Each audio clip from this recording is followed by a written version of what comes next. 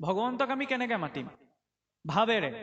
সেয়া লাগিলে বাংময় আসনেই হওক, অন্য ঈশ্বৰৰ বিগ্ৰহ থকা আসনেই হওক বা যিয়েই নহওক, ঈশ্বৰতো 8 প্ৰকাৰৰ মূৰ্তি আছে ন। শৈলিং দাৰুময়িং লৌহিং লেখা লেপ্যাচ চৈকটিং মনোময় মণিময়িং প্ৰতিমাস্ত বিধা স্মিত হওক।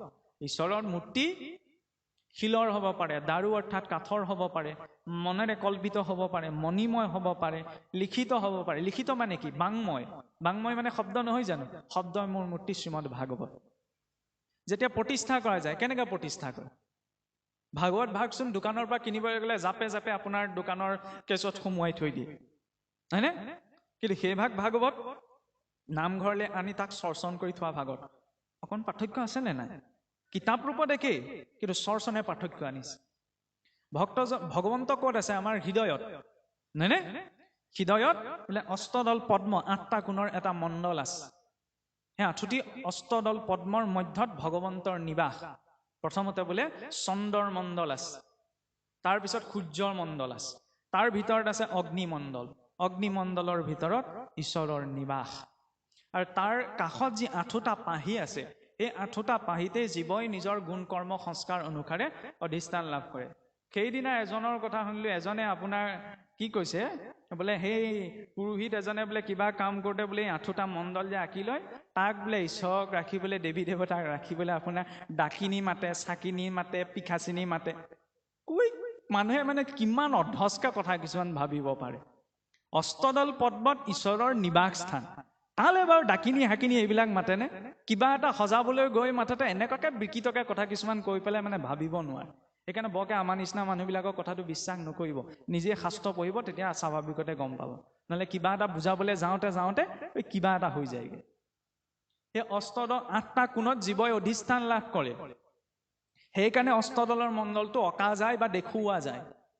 পূব কোণত অধিষ্ঠান লাভ কৰিলে জীৱ ৰোগীয়া হয়, পশ্চিমত অল্পায়ু হয়, দক্ষিণত তীৰ্থ অভিলাষী হয়, অগ্নিত অৱস্থান কৰিলে অতি খঙাল হয়, বায়ু কোণত অধিষ্ঠান লাভ কৰিলে সি অতি চঞ্চল হয়, ঈশানত সৎকৰ্ম অভিলাষী হয়, আৰু নৈৰিতত উদাস হয়। আৰু যেতিয়া উত্তৰ কোণত অধিষ্ঠান লাভ কৰে, উত্তৰপাশিত যেবে জীৱয়ু তপন্ন ভক্তি কৰিবাক লাগি যায় তাৰ মন, এতেকে ভক্তৰ গতি উত্তৰৰ কুলে যাই যিটো ভকত সুয়সী তুনৰে। উত্তৰ পাশীত যেতিয়া অৱস্থান কৰে, তেতিয়া তেওঁৰ মনত ভক্তি জাগ্ৰত হয়। সেইবাবে চাবচোন, সাধাৰণতে আমাৰ পাথৰ আসনখনো কেনি মুখ কৰি থাকে? উত্তৰ দিশলৈ। ভাগৱতৰ আৰম্ভণিটো মহাৰাজ পৰীক্ষিতে গংগাৰ পাৰলৈ গৈ কেনি মূৰ কৰি বহিছে? উত্তৰ দিশলৈ। বিদুৰ কোনফালে গৈছে? উত্তৰ দিশলৈ। পঞ্চপাণ্ডৱ কেনি গৈছে মুক্তি বিচাৰি? উত্তৰ দিশলৈ। ভক্ত উদ্ধৱো বদৰিকাশ্ৰমলৈ কেনি গৈছে? উত্তৰ দিশে। আৰে ভকতৰ উত্তৰ দিশত এনেকুৱা কি আছে? ঈশ্বৰ উপাসনা কৰোঁ আমি পূব দিশে, চব উত্তৰ দিশে গৈছে। আমাক কি লাগে? উত্তৰায়ণ গতি। পিতামহ ভীষ্ম ইচ্ছামৃত্যুৰ অধিকাৰী আছিল, নহয়নে? প্ৰতিটো অংগ সৰে বদ্ধ কৰি থৈছে। কালে বাট চাই আছিলে ইমানখিনি কষ্ট ভুগি? কাৰণ তেওঁ সৰসজ্জাত পৰিছে দক্ষিণায়ন কালত। দক্ষিণায়ন কাল কেতিয়া আৰম্ভ? আমাৰ সমাজ সংস্কৃতিৰ নীতি পৰম্পৰাবিলাকো ইমান শাস্ত্ৰীয় দৰ্শনেৰে গঠন কৰা হৈছিল, ভাবিব নোৱাৰি। মাঘ বিহুৰ সংক্ৰান্তিৰ দিনা সূৰ্য যেতিয়া মকৰ ৰাশিত প্ৰৱেশ কৰে, তেতিয়া সূৰ্যৰ উত্তৰায়ণ কাল আৰম্ভ হয়। সেইবাবে মাঘ বিহুৰ সেই সংক্ৰান্তিৰ দিনা প্ৰথম ছমাহ কোৱা হয় উত্তৰায়ণ, পাছৰ ছমাহ কোৱা হয় দক্ষিণায়ন। এবছৰে এটা দিন। উত্তৰায়ণ কাল দিনৰ সময় দেৱলোকত, আৰু দক্ষিণায়ন কাল ৰাতিৰ সময়। ৰাতি কাৰোবাৰ ঘৰলৈ গ'লে দৰ্জা খুলি নিদিবও পাৰে, কোন আহিছে বুলি ভাবি, নহয়নে? মানুহৰ ঘৰলৈ যোৱাৰ প্ৰশস্ত সময় দিনৰ বেলা। সেইবাবে বোলে জীৱয়ো শৰীৰ এৰাৰ প্ৰশস্ত সময় হৈছে উত্তৰায়ণ বেলা। সেইবাবে পিতামহ ভীষ্ম দক্ষিণায়ন কালত সৰসজ্জাত পৰিছে। কিন্তু জানে, সহজে ঊৰ্ধ্বদৈহিক যাত্ৰা কৰিবলৈ হ'লে মই উত্তৰায়ণ গতি পাব লাগিব। সেইকাৰণে উত্তৰায়ণ বেলালৈকে তেওঁ তাত ৰৈ আছে। আমাক কি লাগে? উত্তৰায়ণ গতি। এইবিলাক দৰ্শন। কিন্তু ক'ৰবাৰ পৰা কিবা এটা বুজিবলৈ যাওঁতে কথাবিলাক কিবা হৈ যায়গৈ। যাই হওক, এতিয়া সেই উত্তৰায়ণ গতি প্ৰাপ্ত হয় ক'ৰ পৰা? জীৱই নিজৰ সংস্কাৰৰ পৰা। কিন্তু অৱশ্যে ভাগৱতৰ এইটো শক্তি আছে যে ভাগৱতে দক্ষিণায়ন কালত শৰীৰ এৰা এটি জীৱকো গতি দিব পাৰে। কাৰণ সেইবাবে সেই ভাগৱতৰ মাৰ্গত গোটেইকেইটা ওলোটা দেখুৱাইছে। মহাৰাজ পৰীক্ষিতেও ভাদ মাহত শৰীৰ এৰিছে, ভাদ মাহৰ শুক্লা নৱমী। আন গোকৰ্ণত ধুন্দুকাৰী উপাখ্যানটোৰ কথাটো আপোনালোকে জানি ধুন্দুকাৰীও এৰিছে এই দক্ষিণায়ন কালত ভাগৱতৰ এইটো কেপাচিটি তাৰ অৰ্থ এইটো নহয় যে ভাগৱত পঢ়ি আছো শুনি আছো তাৰ কাৰণত আৰু মই গতি পাই যাম এটা পদ্ধতি আছে ন এই পদ্ধতিটো অৱলম্বন কৰিব লাগিব মহাৰাজ পৰীক্ষিত কেনেকৈ পঢ়িছিলগৈ সকলোৱে এৰি আমিতো একো এৰিব পৰা নাই হয়নে পৰীক্ষিতৰ কোৱাৰ লগে লগে তেওঁৰ দৰে এইটো প্ৰস্তুতো হ'ব লাগিব আমি ইমানখিনি ত্যাগ কৰিবগৈ নোৱাৰো সেইবাবে এটা সুন্দৰ ব্যৱস্থা ভাগৱতত সেইবাবে এটা ক্ৰম আছে প্ৰকৃততেতো ভাগৱতৰ কথা আৰম্ভ হৈছে তৃতীয় স্কন্ধৰ পৰাহে লক্ষণ বৰ্ণনা প্ৰথম আৰু দ্বিতীয় স্কন্ধ ভাগৱতৰ আৰম্ভণি অংশ হয়নে এই 12টা স্কন্ধ এই এতিয়া কৈ থকা কথাবিলাক ব্যাখ্যা কিয় নহয় কাৰণ ভাগৱতৰ ব্যাখ্যা ইতিমধ্যে হৈ আছে সম্পূৰ্ণ 4টি শ্লোকত আছিল নাৰায়ণে 4টি শ্লোকত ব্ৰহ্মাক দিছিল ব্ৰহ্মাৰ পৰা আহি আহি শুকদেৱৰ হাতত 12 স্কন্ধ হৈ গ'ল শুকদেৱৰ পৰৱৰ্তী আচাৰ্যসকলে তাত নতুন কথা যোগ দিয়া নাই নাইনে হৈ গ'ল পৰৱৰ্তী সময়ত তাৰ ওপৰত ভাষ্য গ্ৰন্থ লিখিলে যাক কোৱা হ'ল সেইবাবে মহাপুৰুষক কলম ধৰিছে দেৱে তীখা চাই দেখা এইটো কথা নাই বুলি ভাব মই লিখা কথাখিনি যদি বোলে ভাগৱতৰ ভাষ্যত নাই তেতিয়ালে তোমালোকে নামানিবা হয়নে সেইবাবে অৰ্থটো বিচাৰি গুৰিলে যাব লাগে নহলে মানুহৰ মুখত শুনি থাকিলে কেতিয়াবা অৰ্থৰ অনৰ্থ হৈ যায় বাৰু যাই হওক এতিয়া সেই কথা ৰাখিবলৈ যাওঁতেও চাওকচোন আজিকালি 4 বেদ 14 শাস্ত্ৰ 18 পুৰাণ বুলিলে কিছুসকল আছে জঙি মহটোৰ নিচিনা হৈ যায় সেইবোৰ যেন একেবাৰে অদৰকাৰী বিষয় নহয় শিষ্যজনৰ ভিতৰত যদি গ্ৰহণশীলতা থাকে সকলোৰে পৰা ল'ব পাৰে মহাপুৰুষ মাধৱদেৱেও কি কৈছিল ঘোষাশাস্ত্ৰভাগ ভক্তি মাৰ্গত যিমানবিলাক ভক্তিপৰক শ্লোক আছিল গোটেই আগম নিগম শাস্ত্ৰ অধ্যয়ন কৰি তাৰ পৰা ভক্তিপৰক গ্ৰন্থ কথাখিনি লৈ আনিবি নহয়নে যেতিয়া মই নিজকে ভক্ত বুলি ভাবিছো মোৰ দায়িত্ব কি যাৰ পৰা ভক্তি মাৰ্গত আগবাঢ়িবলৈ যি শিকিব পাৰি সকলো গ্ৰহণ কৰা নহয়নে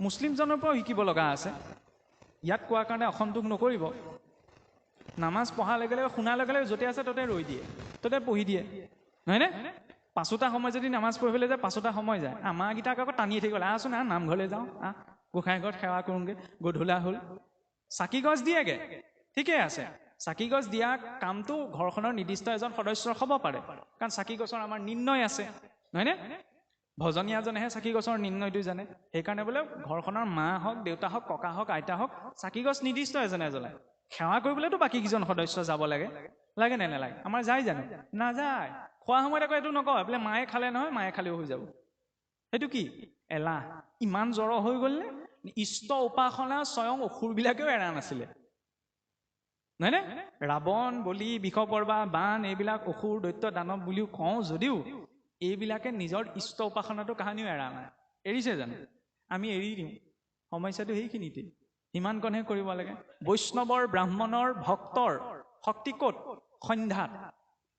সন্ধ্যা কৰ্মত নহয়নে সেইবাবে বাহিৰত থকা চৰাই চিৰিকটিকেইটাও সন্ধ্যা সময়ত বাঁহলৈ উভতে নামঘৰৰ দবাকোবটো মনত পেলাই দিয়ে যে দম দয়া দান সেইখিনি সময়ত অন্তত নিজকে দমন কৰা নিজৰ ওপৰত দয়া কৰা ঈশ্বৰৰ নাম লোৱা নিজেও লোৱা আনকো ঈশ্বৰৰ নাম ল'বলৈ প্ৰেৰণাটো দিয়া নহয়নে মই যদি আৰু চুট্টাই কৰি তিনিআলি মত লেকচাৰ মাৰিবলৈ ওলাই যাম কি সন্ধ্যাটো থাকিলে যাওক যাবলৈ আপত্তি নাই হয়নে কিন্তু সন্ধ্যা লগা যদি ঘৰখনত থকা গৈছে নথকা সকলৰ কথা কোৱা নাই কাৰণ সকলো ব্যক্তিটো সন্ধ্যা লগা সময়ত ঘৰতেই যে থাকিব এইটোতো জৰুৰী নহয় সকলে কৰ্ম ব্যৱস্থাবিলাক বেলেগ বেলেগ অন্তত যি কেইজন আছে তেওঁলোকে গাটো ধুব নোৱাৰিলেও তাকো মানি লোৱা গৈছে এতিয়াতো ঠাণ্ডা দিনত কিছু এটা সুযোগ ল'বই সেইবিলাক ব্যক্তিগত বিষয় অন্তত মুখ হাতকেইটা ধুই হ'লেও ঈশ্বৰৰ ওচৰত গৈ ধূপ এডাল জ্বলাই ধূপডাল জ্বলাব কাৰণে মনেৰেও ঈশ্বৰক চিন্তা কৰা প্ৰয়োজন সেইকণকে হৈ থাককচোন সদায় আন নহ'লেও সেইকণ এৰিব নালাগে নহয়নে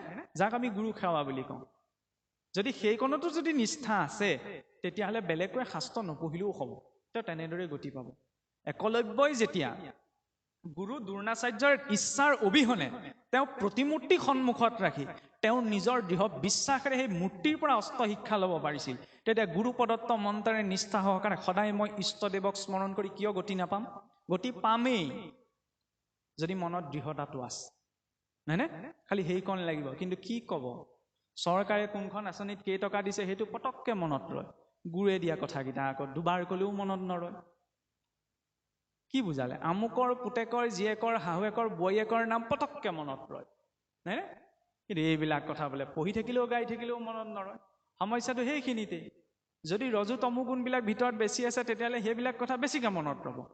সাত্বিক গুণটো থাকিলেহে অকণমান সাত্বিক কথাখিনি হ'ব। জিঅ' মোবাইলটোৱে জিঅ' ছিগনেলহে পাব, এয়াৰটেলৰ নাপায় নহয়, হয়নে? এই ছিগনেলটো ভাল কৰিবলৈ সেইকাৰণে সত্ত্বগুণটো ক'ৰ পৰা আহিব? ভাল খাদ্যৰ পৰা, ভাল বাক্যৰ পৰা, ভাল আচৰণৰ পৰা।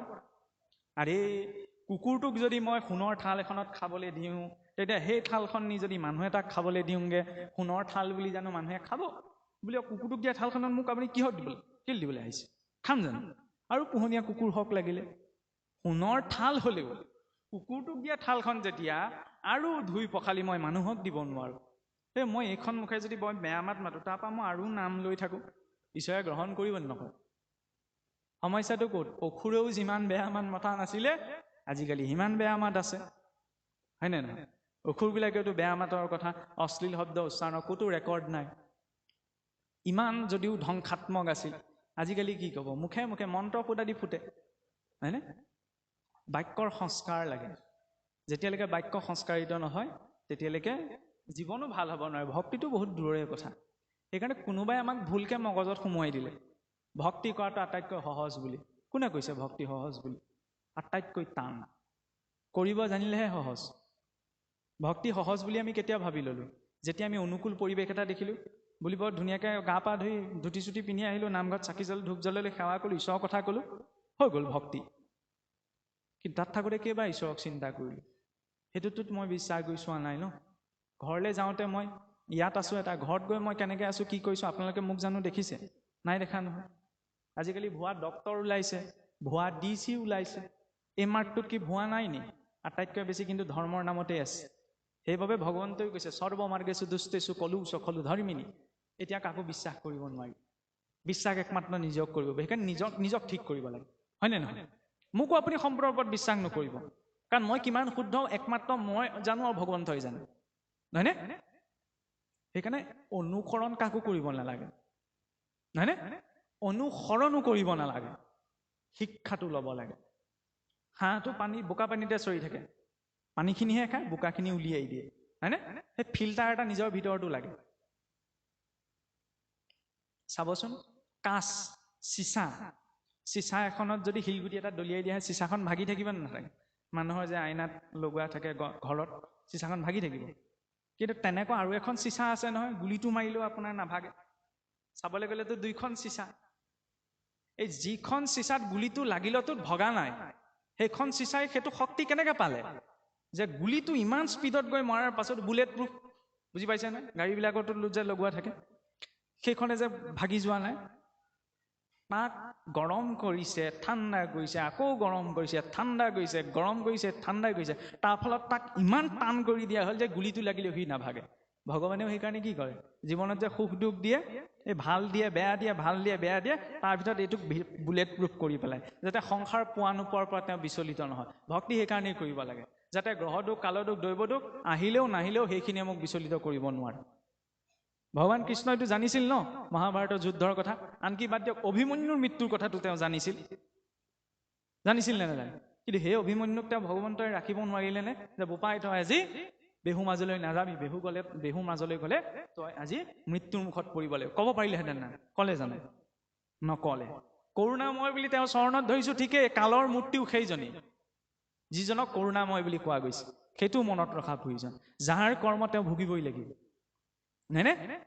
আৰু কৃষ্ণ ভক্তি পৰায়ণ হ'লে কি হয়, এই গ্ৰহদুখ, কালদুখ এইবিলাকৰ কথা ইমান চিন্তা কৰিবলগীয়া নহয়, যদিও সেইটো এটা পৰ্যায় পোৱাৰ পাছত। কাৰণ কি হয়, এই যেতিয়া দুৰ্যোধনে মানে মহাৰাজ ধৃতৰাষ্ট্ৰই কুৰুক্ষেত্ৰৰ ৰণৰ বাবে অনুমতি দিছিল, তাৰ আগতে মানে কি হ'ল, ৰাজপুৰোহিতক মতাই আনি পেলাই দুৰ্যোধনৰ শুৱনি, বুজি পাইছে নহয়, শুৱনিখন চাবলৈ ৰাজপুৰোহিতে ক'লে, মহাৰাজ আপুনি নিশ্চিন্ত থাকক, দুৰ্যোধনৰ ৰাজযোগ আছে, ৰজাৰ দুৰ্যোধনেই হ'ব, যুদ্ধত জয়ী হ'বই, যুদ্ধৰ কাৰণে অনুমতি দি দিয়ক। কৃষ্ণ আছে, কি হ'ল? অনুমতি দি দিলে, সেইকাৰণে যুদ্ধ হ'ল। পিছত লাহে লাহে যেতিয়া 10 দিনৰ পাছত দেখিলে এইফালে পিতামহ ভীষ্ম শৰহৰ্যাত পৰিলে, গুৰু দ্ৰোণাচাৰ্যৰ মৃত্যু হ'ল, আধা অক্ষৌহিণী সেনা নষ্ট হৈ গ'ল। ধৃতৰাষ্ট্ৰৰ ডাঙৰ চিন্তা লাগিলে যে পুৰোহিতে মোক ঠগিলে, ৰাজপুৰোহিতক মতাই আনিলে, বোলে আপুনি ভুল গণনা কৰিছে, আপুনি কৈছে দুৰ্যোধনৰ ৰাজযোগ আছে, আমাৰ আধাতকৈ বেছি সংখ্যক সৈন্য নিধন হৈ শেষ, আপুনি কৈছিল বোলে দুৰ্যোধনৰ ৰাজা কৈছিল বিজয় দুৰ্যোধনৰ বা কেনেকৈ হ'ব, আমাৰ আধাতকৈ বেছি সৈন্য সংখ্যা মৰি গ'ল। সেইবুলি কৈ ৰাজপুৰোহিতৰ একদম খঙাল। তথাপিও ৰাজপুৰোহিতে কিতাপ ভুল হ'ল বুলি আকৌ গণনা কৰি চাই ক'লে যে নহয় মহাৰাজ, মোৰ ভুল হোৱা নাই, দুৰ্যোধনৰ শুৱনি মতে তেওঁৰ ৰাজযোগেই আছে, তেওঁ ৰজা হ'বই লাগে। তাৰ পাছতো যেতিয়া দেখিলে যে তাৰ বিপৰীত ফলেই দেখা গৈছে, অলপ সময় ভাবি চিন্তি দেখিলে, তেওঁ কৈছে বোলে এই কুৰুক্ষেত্ৰৰ ৰণৰ মাজত এনেকুৱা কোনোবা এজন আছে যি গ্ৰহ নক্ষত্ৰৰ স্থিতিৰ সৈতে খেলা কৰি আছে। ভগৱান কৃষ্ণ গোটেই স্থিতিবিলাক সলাই পেলালে। যিটো শুৱনিয়ে কৈছিল সেইটোক পৰিৱৰ্তন কৰিলে। সেইবাবেতো দুৰ্যোধনৰ মৃত্যু। যেতিয়া অধৰ্মৰ পক্ষত থকা যায় ন, তেতিয়াহ'লে বিধিৰ বিধানো সলনি হৈ যায়, তাক ৰাস্তাৰ পৰা আঁতৰাবলৈ, তাক পথৰ পৰা আঁতৰাবলৈ।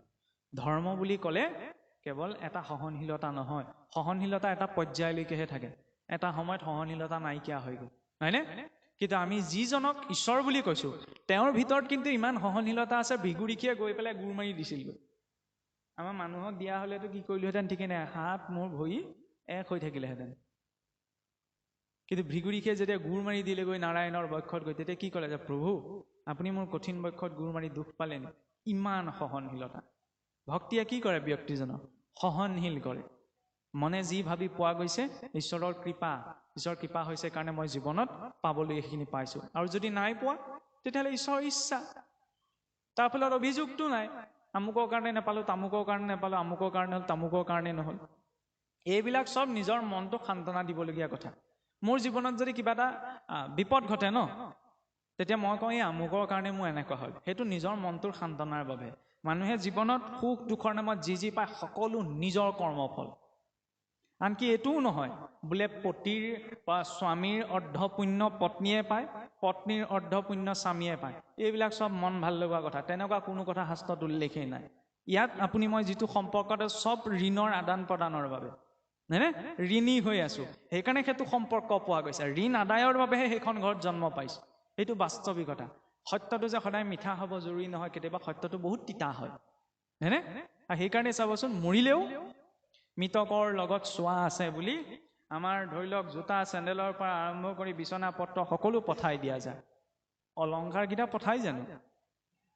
নপঠাই নহয়। এইবিলাকৰ ক্ষেত্ৰত অন্য ধৰ্ম আমাৰ মাজত একো পাৰ্থক্য নাই।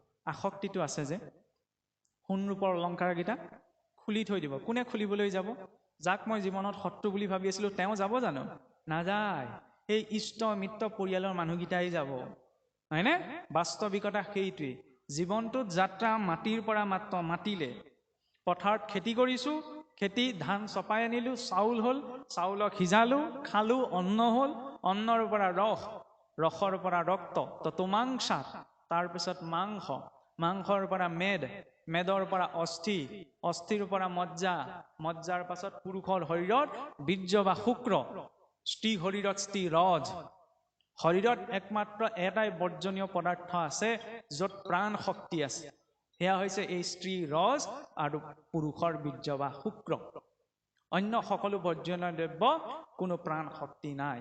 সেইবাবে যেতিয়া প্ৰজা সৃষ্টি অৰ্থাৎ সন্তান সৃষ্টিৰ বাবে বীৰ্য দান হয়, তাক যজ্ঞ বুলি কোৱা হৈছে, হয়নে? আৰু ভোগৰ নিমিত্তে যদি সেই বীৰ্য নিক্ষেপ হয়, তাক বন্ধন কোৱা হৈছে। ভাৱটো কি? ভাৱ অনুসৰি কৰ্ম সলনি হৈ যায়। আৰু যেতিয়া সেই স্ত্ৰী পুৰুষৰ বীৰ্য ৰজৰ মিলন হয়, তেতিয়াইতো গৰ্ভ উৎপত্তি হয়। মনুষ্যৰ সেইবাবে প্ৰথমটো সংস্কাৰেই হৈছে কি? গৰ্ভ সংস্কাৰ, হয়নে? গৰ্ভ সংস্কাৰ। ঘৰটো বনাওঁতে আমি পৰিকল্পনা কৰি বনাও নে নবনাও? ঘৰটো ক'ত কেনেকে কি থাকিব, হয়নে? কিবা এটা কিনিবলৈ যাওঁতে, বজাৰ কৰিবলৈ যাওঁতেতো আমি লিষ্ট এখন বনাই যাওঁ, পৰিকল্পনা কৰি যাওঁ, নহয়নে? বজাৰখন কৰিবলৈ যাওঁতে পৰিকল্পনা কৰি কৰিছো, ঘৰটো বনাওঁতে পৰিকল্পনা কৰি কৰিছো, তেতিয়া জীৱ এটা যেতিয়া সংসাৰলৈ আহিব, বিনা পৰিকল্পনাত আনিলে হ'বনে? নহ'ব ন? সেইকাৰণে গৰ্ভ সংস্কাৰ। কিন্তু এটা কথা চাওকচোন, আপোনাৰ মোৰ জন্ম ইচ্ছাকৃতভাৱে হৈছে নে অনিচ্ছাকৃতভাৱে হৈছে? কথাটো গভীৰকে যদি ভাবি চোৱা যায়, আপোনাৰ মোৰ জন্ম ইচ্ছাকৃতভাৱে হৈছে নে অনিচ্ছাকৃতভাৱে হৈছে? এইখন পৃথিৱীত কাৰো জন্ম ইচ্ছাকৃতভাৱে নাই হোৱা, অনিচ্ছাকৃতভাৱে হৈছে।